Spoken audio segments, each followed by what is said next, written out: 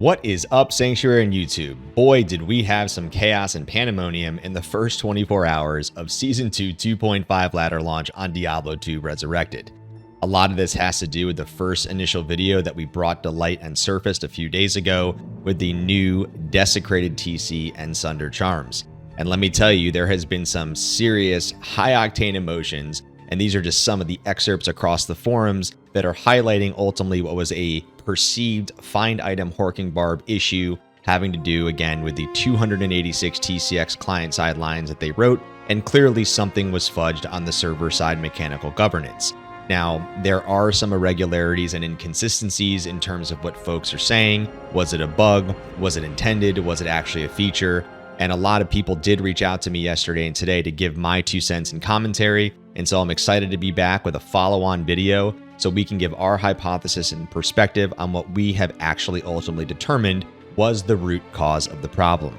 Let's first kick off with a little drive down memory lane with PezRadar's initial response to our video. Thank you to Professor Knox for surfacing that on Reddit that brought attention to our initial gem hidden in the rough. So a few days ago, I mentioned that we dropped an initial video surfacing our commentary and findings from the Silent 2.5 patch having everything to do with the desecrated new TCs and the Sunder carve-outs. And as Professor Knox posted this, it did get the attention of PezRadar, and he made an interesting statement. And we're not here to be argumentative.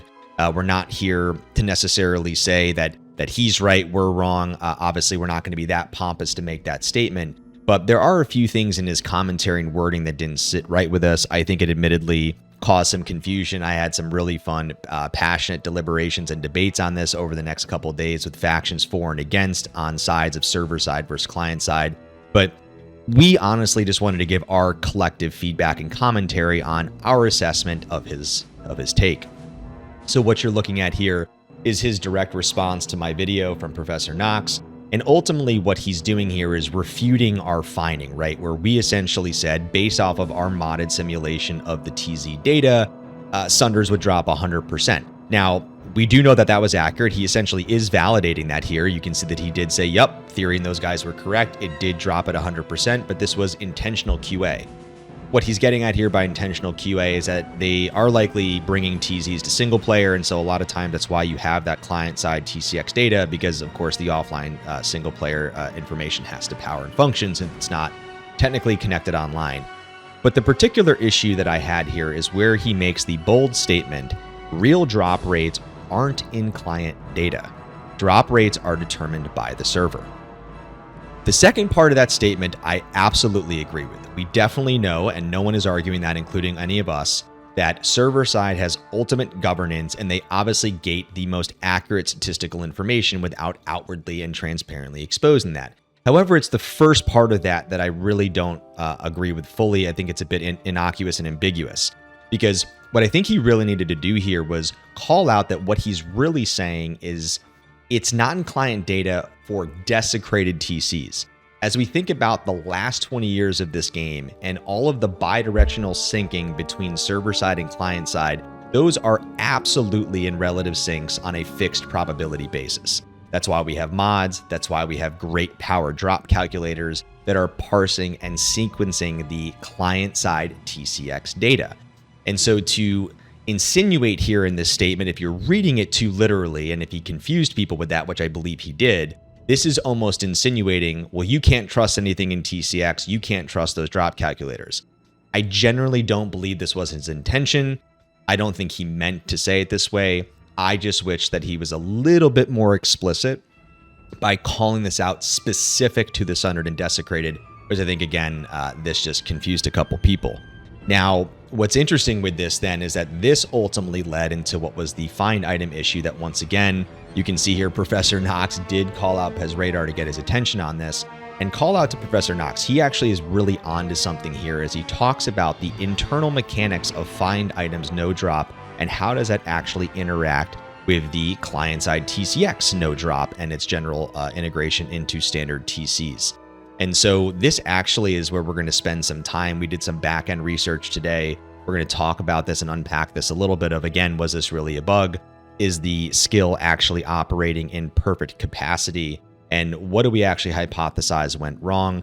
But this again is an ongoing saga. Yes, they did hotfix this, but this ultimately is going to be interesting in the future, seeing are they going to eventually actually push what I would deem as accurate information to us on client side so we can better assess what they may have done, how are they actually controlling for this, and what is then the accurate kind of fixed probability and assessment of the legitimate drop rates of Sundered. So as a preface to our findings, we wanted to collectively state that this is our best educated guess on what we believe actually happened on the server side specifically. Again, we're not here to talk about server side and client side being 100% arguing one side for another. You already know our position that we believe they are in relative fixed sync, but we do believe that we have a very strong understanding of foundationally the root cause. A big shout out to Nazari specifically. He is an administrator of Frozen Keep. We spent a decent amount of time with him today, Shadow and I, going through our findings, the mechanics, making sure that we had some validation academically about find item, how the actual skill internally works. And I'm excited to report that he did give us the thumbs up before we made this video. So he also does align with the hypothesis that we are essentially about to dive into. So really the big thing that we're here to talk about in the bold statement is find item does not have a bug. There are a lot of videos and creators out in the wild today that had this in their titles, stated this specifically in their content. That is technically empirically inaccurate. Find item as a skill is polished, it's coded, it's sequencing and functioning as intended. Now, it's important to understand though, how does find item actually work? So find item has its own internal NoDrop where it effectively ignores intentionally the NoDrop that is typically embedded and then governs server side on the standard treasure class data. And then it then proceeds to use its own calculation. So as you know, find item has a find percent. So in a basic example, if I had a find item percent of 70%, well then the NoDrop of its internal system is the difference, or 30% being a failed roll. So in that instance, even if there was a NoDrop set, it blatantly ignores it and goes by its 70-30 split in that case. So this kind of goes to the negative pick situation. We talked about this on my first video. Professor Knox also highlighted this to Pez. And so it's important to understand that NoDrop does not function with the negative picks. So what we believe actually happened was that they brought the NoDrop up to the Sunder TC specifically. And we do think that worked. We do think it made it more rare. We talked to a lot of people who were farming heavily in TZs, and they weren't actually finding a lot of Sunder Charms, those that were non-Horkers, of course. So we do think that they actually did modify it in a positive way. However, what we think ultimately happened was they made one change and they forgot about the residual adjacency and ramifications of the way that find item in the Horker specifically functions, because again, it has its own internal NoDrop functionality and it completely ignores the coding and the governance that they tried to institute. So it was honestly, we think, an honest oversight. Again, it's an oversight in terms of the server side and the governance. It's not a bug of the skill itself. And this is where we strongly believe this went wrong. We know that it was hotfixed, so they clearly got down to the bottom of it, which is great. But we're going to show a video very briefly where Shadow, thanks to him again, does a very brief modded simulation for those that did miss it, just so you could understand the behavior of what actually was occurring in the wild.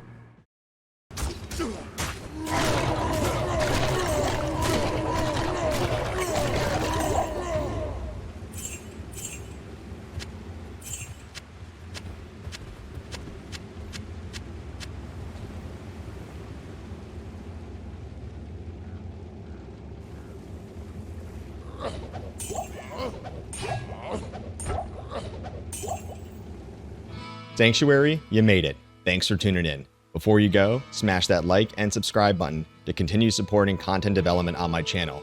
If you want to join the Horde and I the next time I broadcast live on Twitch, feel free to drop a follow, linked below. Stay safe, keep grinding, and see Vispacum Parabellum. If you want peace, prepare for war theory.